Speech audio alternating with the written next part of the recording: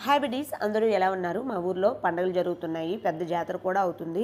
మేము వెళ్దాం అనుకున్నాం కానీ మా వారికి లీవ్ లేకపోవడంతో వెళ్ళడం అవ్వలేదు.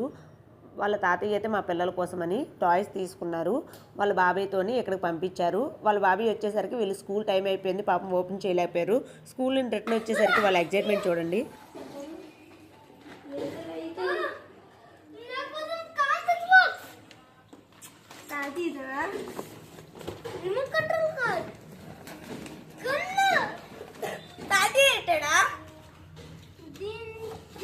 తాతయ్య అన్ని కొన్నారు మీ ఇద్దరి కోసం అంట. మరేం చెప్పరా తాతయ్యకి?